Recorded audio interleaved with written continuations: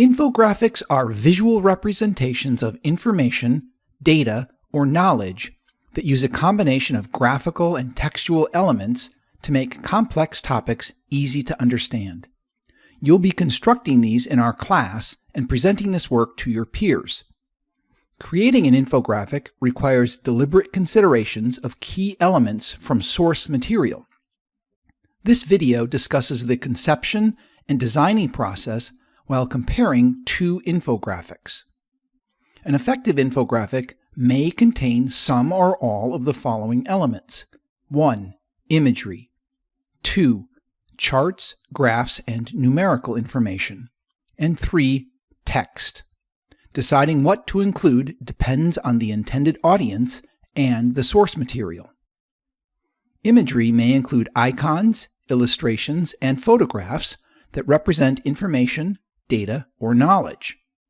A well-designed infographic uses a cohesive, logical color scheme and incorporates impactful visuals that complement the source material.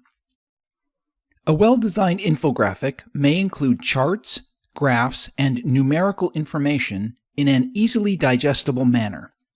This material should not overwhelm the intended audience with too many details, nor underwhelm it with too few.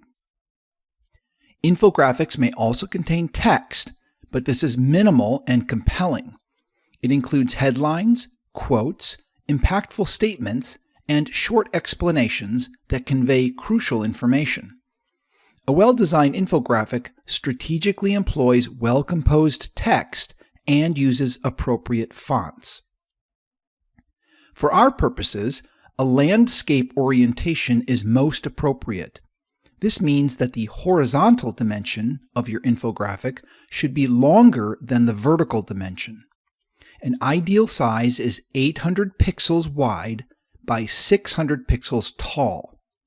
Since we're not printing your infographics, 72 dpi, or dots per inch, is sufficient. The source material for the infographics presented in this video comes from an article in Knowable magazine entitled, "Why Are There So Many Beetle Species?" It's a brief piece, taking approximately 10 minutes to read, and contains photographs, infographics, quotes from scientists, and background information on evolution and speciation. Presented here are two infographics created from this source material. They each contain the same 5 main points. These 5 main points are the condensed core information from the article and obtained only after lengthy consideration, much longer than the initial 10-minute read. Deciding what to include in your infographic is often the most challenging part of its creation. We'll now compare these infographics to constructively critique their design considerations. The first impression is that the left side infographic is easier to see. There are fewer competing graphical elements, and they are simple and impactful. Note that both infographics use the same background, but the left side infographic has its opacity reduced. This effect subconsciously signals to your audience that it's less important than the information in the foreground. The left side infographic also employs various light green rectangular shapes. These contain imagery and text, both of which convey the 5 main points from the source material. The imagery and text on the right side infographic competes with itself and the background, thereby creating a difficult visual experience. Note the alignment and balance of the imagery and text on the left side infographic. Now consider how these visually informative and pleasing characteristics are absent on the right side infographic. The yellow rectangles on the top of each infographic contain a title that conceptually represents the source material. The yellow background contrasts with the font, making it easy to read. Note how the font on the left side infographic lacks serifs. Serifs are the extra curls and lines attached to individual letters and useful when conveying traditional and more conservative messages. The sans serif font on the left side infographic is appropriate for modern, web-delivered content, especially from the sciences. The font on the right side infographic, by contrast, is excessively decorative, curly, and wholly inappropriate for delivering a contemporary, science-based message. Avoid using this kind of font.